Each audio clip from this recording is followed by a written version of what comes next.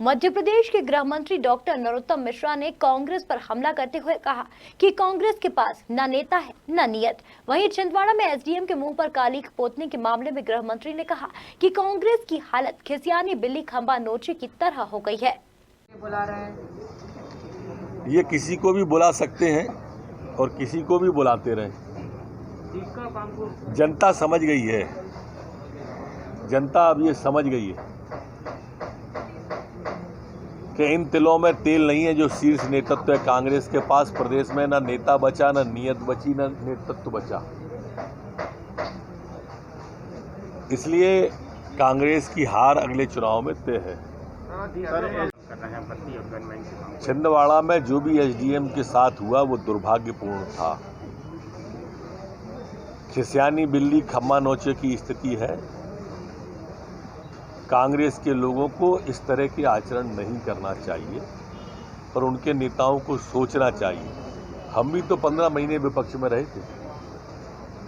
Sir, इसी तरह का जीएसटी पे था पहले उनका, खुद लाए थे फिर बदल गए। एफआईटी पे भी इसी तरह का हुआ और ये किसानों का है। ये कपिल सिब्बल जी का जब उनकी सरकार थी तब भाषण है। ये दोहरा चरित्र है कांग्रेस का, आप सबके माध्यम से आ रहा होगा।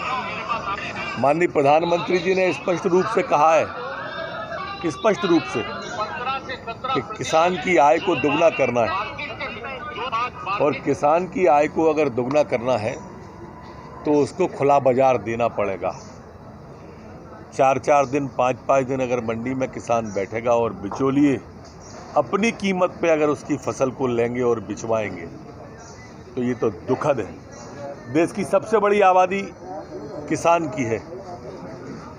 अगर वही दुखी रहेगी तो ये भारतीय जनता पार्टी की सरकार में तो संभव नहीं है। और इसलिए प्रधानमंत्री ने ये जो कदम उठाया है ये राष्ट्र हित का कदम है। बहुजन हिताय बहुजन सुखाय है, सबसे बड़ा वर्ग है किसान का वर्ग। और इसलिए इस विधेयक का मैं स्वागत करता हूं। जीतू पटवारी जी को भगा देना या उनके साथ वालों को भगा देना,